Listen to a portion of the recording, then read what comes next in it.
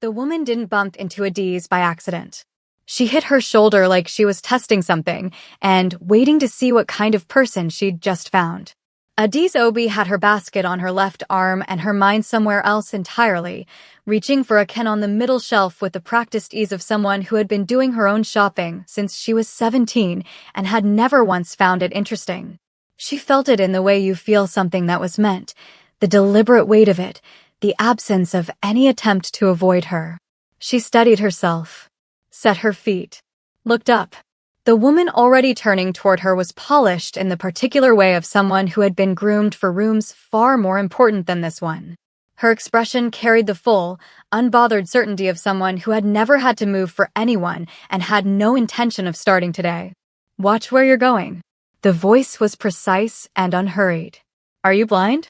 Adiz looked at her. Looked at the space between them, the space that told her clearly who had moved into whose path.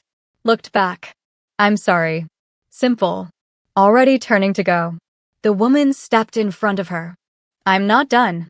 I asked you a question. Do you not use your eyes?" Adiz stopped. Set her basket down slowly on the nearest shelf. Then she turned and looked at this woman with the full, unhurried attention of someone who had made a quiet decision about how much of herself she was willing to spend on this moment. "I apologized," she said. "That's all you're getting." The woman's jaw tightened. Something shifted in her eyes, not anger exactly, more like recalibration. She stepped closer. "Do you know who?"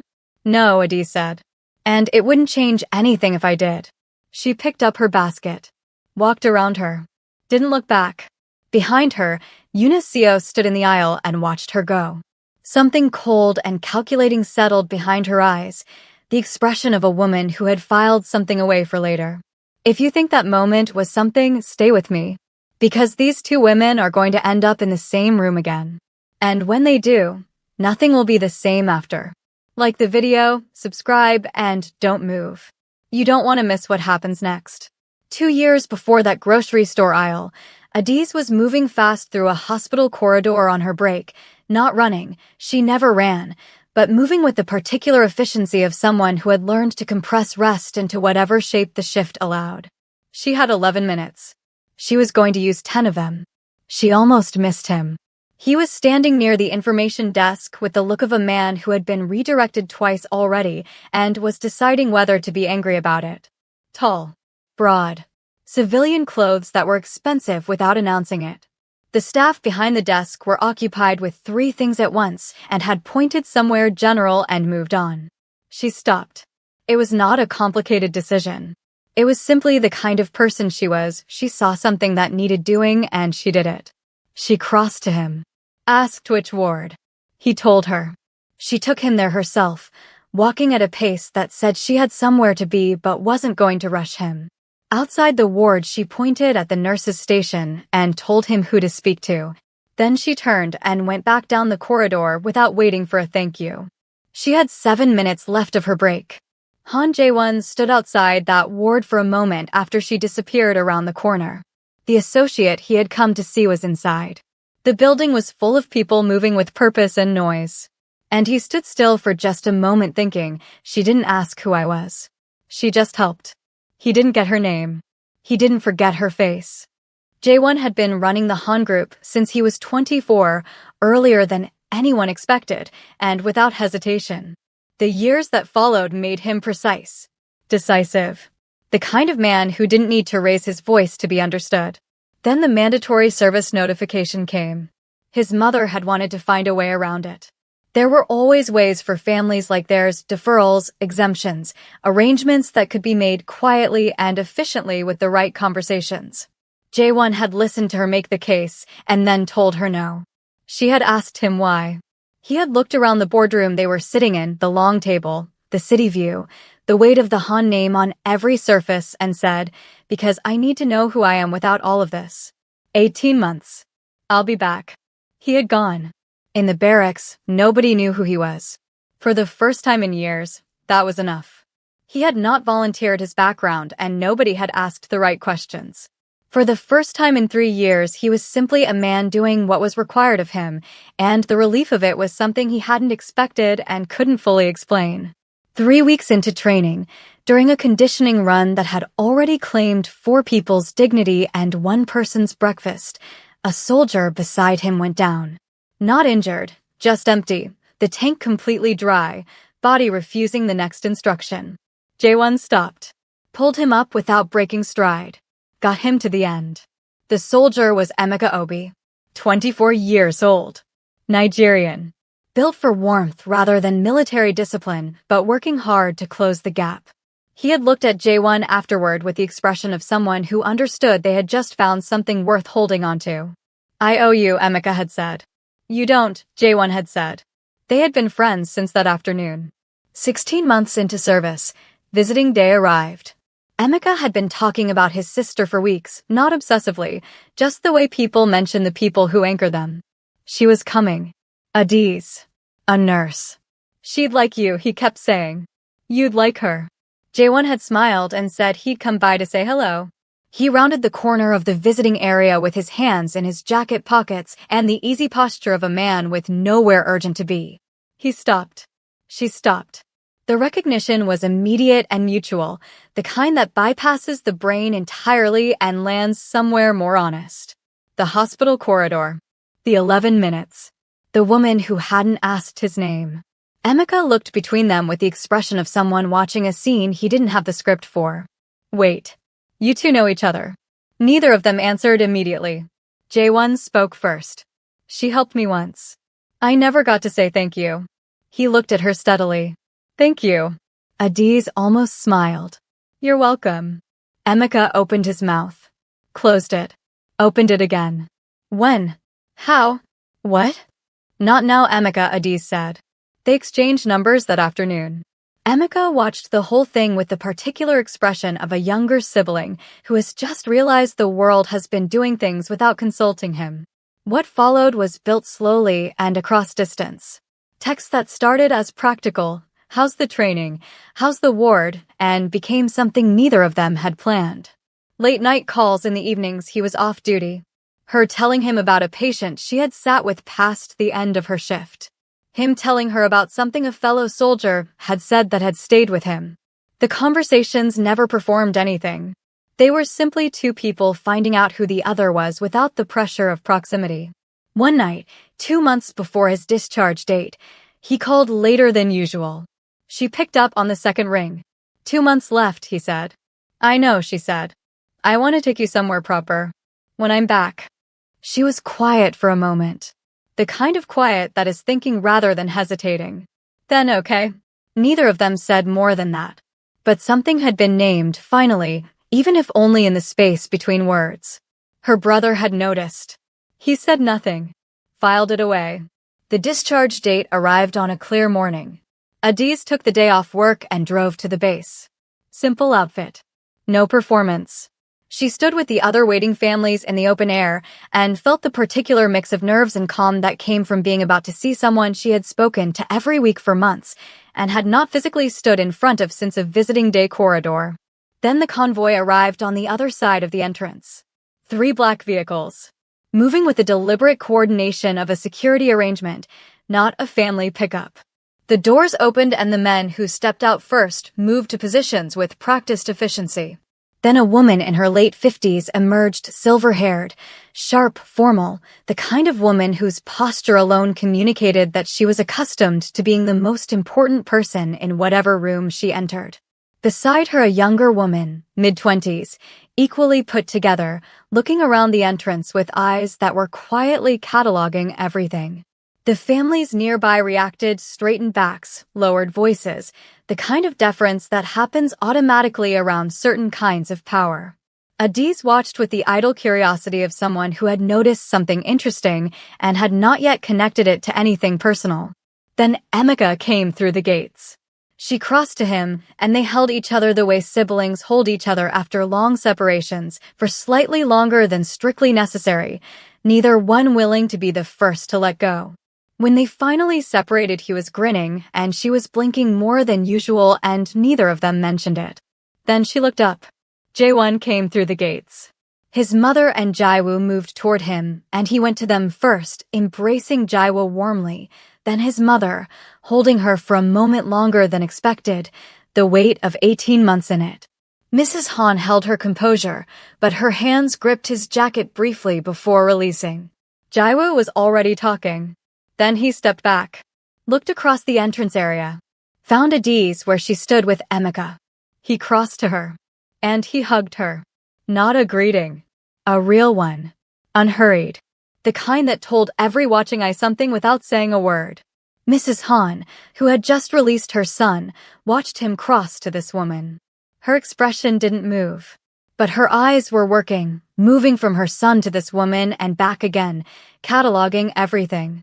Emeka stood 2 steps away from his sister and his barracks friend and looked between them with his arms slightly out from his sides, a man who had just realized he had been missing significant chapters. Adiz, he said. Not now, Emeka, she said, without turning around. Jaewon stepped back eventually, looked at her, said nothing, but she understood all of it.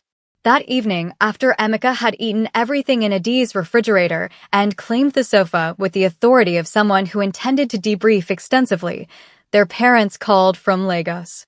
The screen lit up with both of them at once, their mother in her good sitting room chair, their father standing slightly behind her the way he always did on video calls, as if he hadn't quite accepted that the camera could see him too.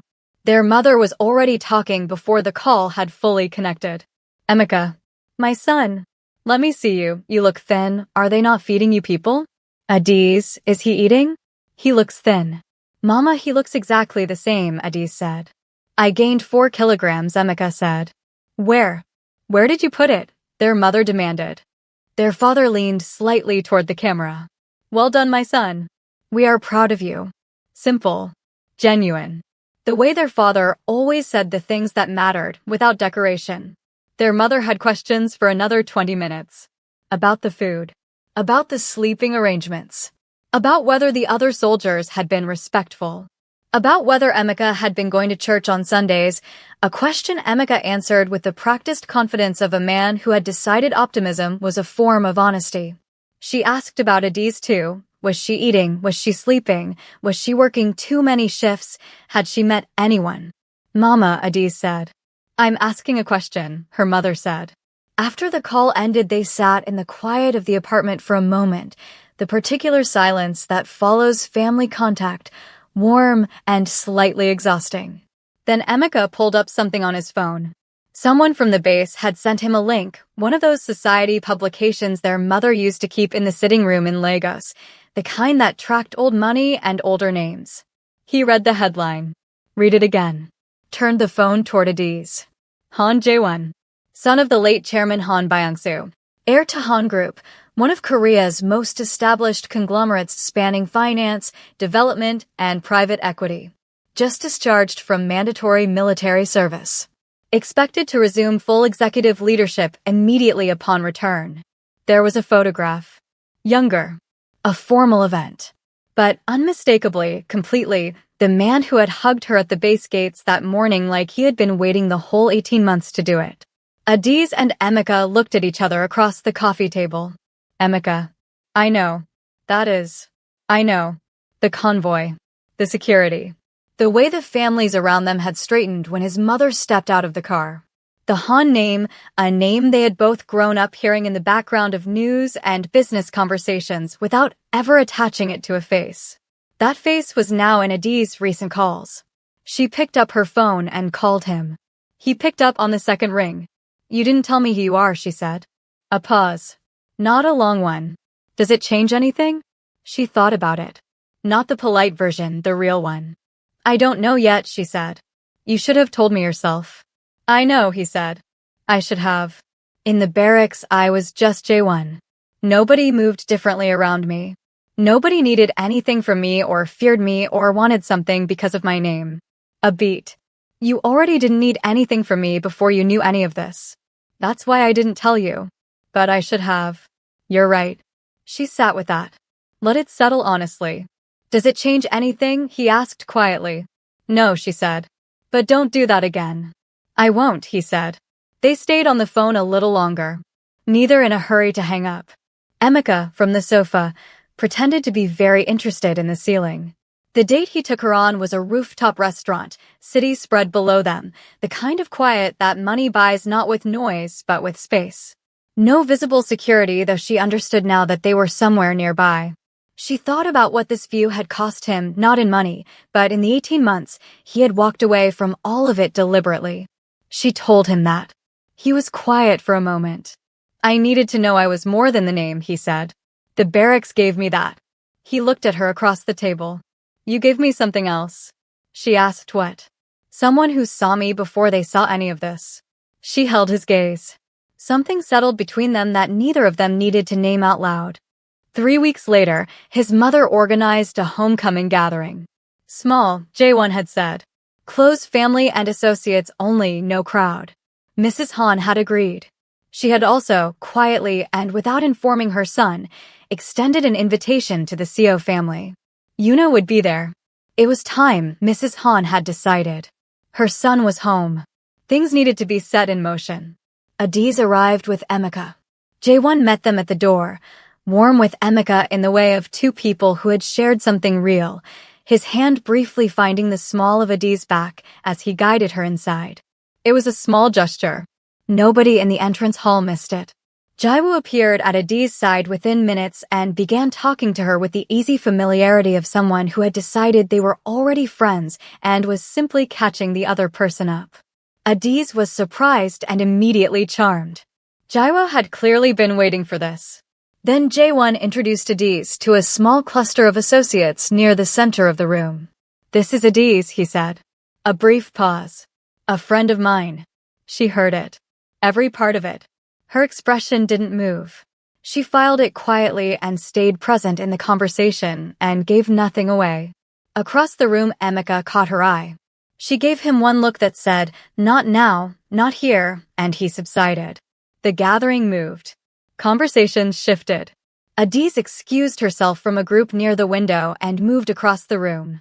She was not looking where she was going, and neither was the woman turning quickly from the drinks table. Their shoulders connected. Adiz steadied herself. Looked up. Yuna Seo blinked once. Then recognition traveled across her face like a current, starting in her eyes and reaching her expression in the time it took to draw a breath. "Watch where you're going." The voice was the same as the grocery store, precise, unbothered, carrying. "Are you blind?" The guests nearest to them went quiet. Adiz looked at her. One full second of recognition. The aisle. The basket. The woman who had stepped in front of her and told her that an apology wasn't enough. "You." Not confusion, recognition. "Small world," Adiz said. Her voice was entirely level. "What are you doing here?" Yuna's eyes moved to the room around them, the Han residence, the guests, the gathering, and then back to Adiz with an expression that was making rapid calculations. "This isn't." She glanced around the room. "You don't belong at an event like this." And yet, Adiz said simply. Yuna's composure bent. She stepped forward, and her hand came up, the intention in it unmistakable, directed at Adiz's face. Han Jae-won was already watching. Yuna's hand lifted slow, deliberate, meant to land. "I wouldn't do that if I were you." He had not raised his voice. He never needed to.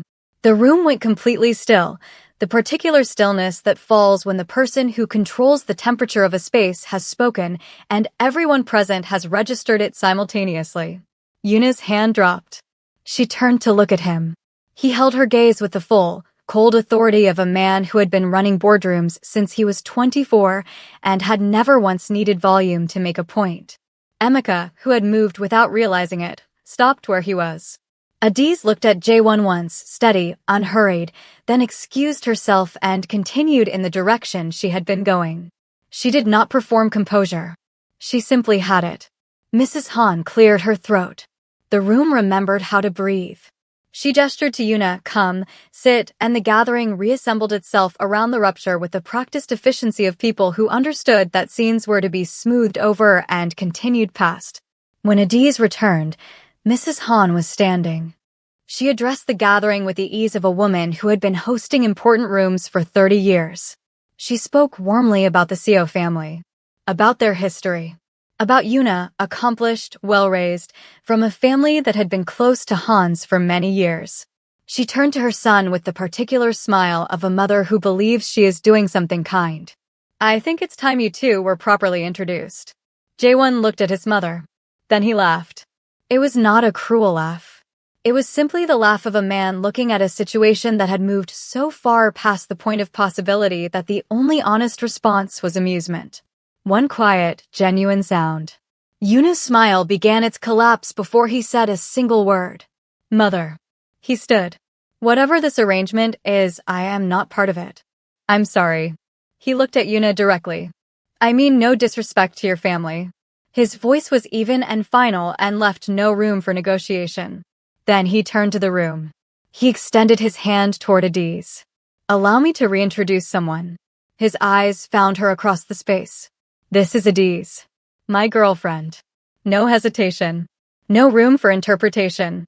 Jaiwa's hand flew to her mouth. A sound escaped, small, involuntary, entirely delighted. She looked at her mother. Pulled her hand down. Her expression did not fully recover. The room absorbed it. The associates exchanged glances. A few quiet realizations moved through the gathering like a current, the hand on her back at the door, the way he had moved across the room when Yuna raised her hand, all of it recontextualizing in real time. Yuna stood completely still. The stillness of someone whose entire architecture has just come down in public, quietly and completely, with nowhere to direct the damage. Mrs. Han said nothing. Her face said everything it needed to. Jaewon held his hand out to Adiz. I've seen enough tonight. She looked at him. Then she crossed the room and took his hand. They walked out together, unhurried, together, not performing anything. Just leaving.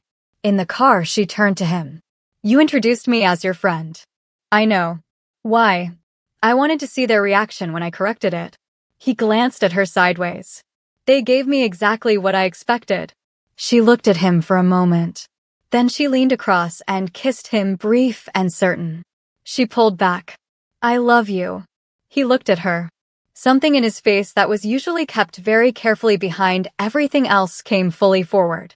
I love you. From the back seat, Emika's voice arrived with the feeling, I am right here. I exist. I am a person. Later that night, Adiz sat on the edge of her bed while Emika leaned in her doorway, and they debriefed the evening the way they had debriefed everything since they were children, honestly, completely, interrupting each other. The grocery store woman, Adiz said. What? She told him. The aisle. The shoulder. The blocking. The hand that had almost connected with her face tonight before Jaewon moved. Emika's expression traveled through several places before settling somewhere protective and retrospectively furious. And you didn't tell me. I handled it. Adiz. I handled it, Emika. He looked at her for a moment. Then he moved fast. Yes, she said. Like he'd been watching the whole time. Yes, she said again. And something in the way she said it closed the subject gently but completely. The following evening, Jaewon sat with his mother in the quiet of the main sitting room. The house was still. The gathering was long over. Between them on the low table were 2 cups of tea that had gone slightly cold.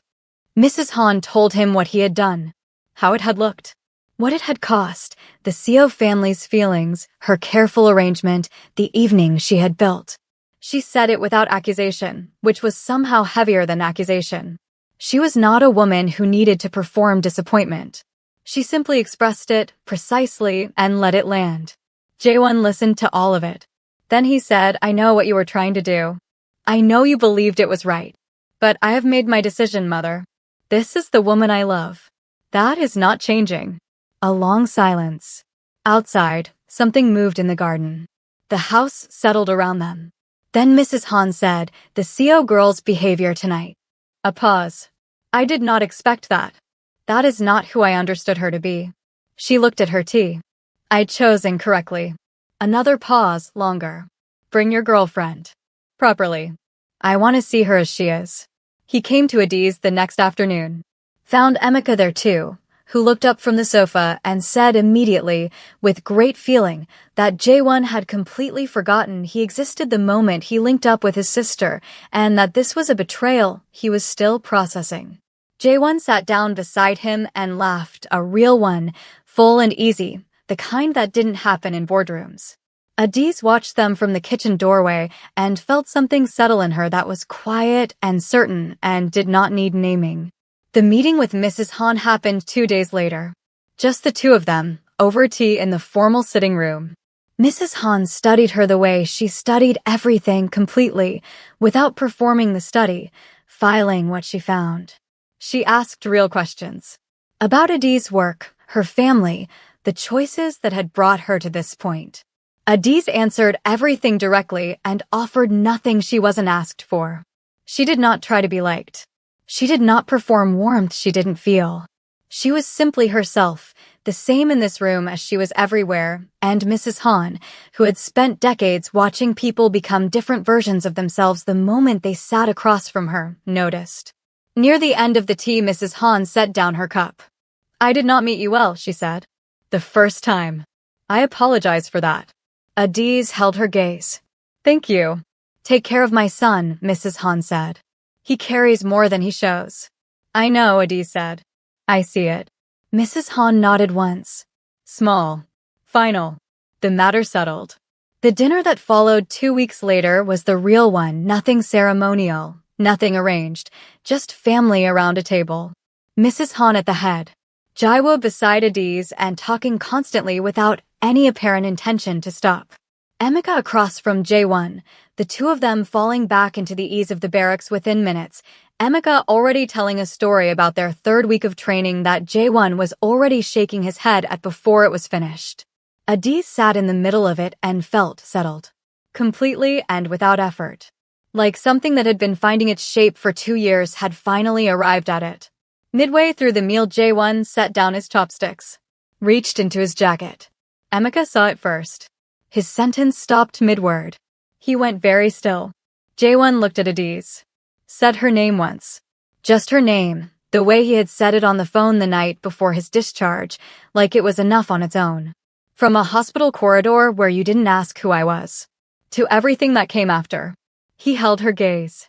I don't want a life that doesn't have you in it. He opened the box. Jaiwo grabbed Emeka's arm across the table. He did not shake her off. His hand came up and covered his mouth. Adiz looked at the ring. Looked at him. Looked around the table, Mrs. Han watching with something in her face that was unmistakably close to warmth, full and unguarded for the first time. Emeka with his eyes bright and his hand pressed to his mouth. Jaiwo making no attempt whatsoever to contain herself. She looked back at Jaewon. Yes, the table came alive. Jaiwo's sound of joy was immediate and complete, and she stopped pretending to moderate it. Emeka stood up and then didn't know what to do with himself standing and sat back down. Mrs. Han set her glass down with deliberate care and smiled fully, finally, the whole of it, for the first time since any of this began. Jaewon slid the ring onto Adiz's finger. Then he looked at her, and she looked at him, and between them was everything that had built across hospital corridors and barracks visiting days, and late-night phone calls, and a grocery store aisle, and a homecoming party, and all the rest of it, all of it arriving here. At this table, in this room, chosen. If you enjoyed this story, don't forget to like, subscribe, and hit the notification bell so you never miss what comes next. And tell me in the comments, what was the moment you knew she was the one? Because I read every single one. Thank you for watching.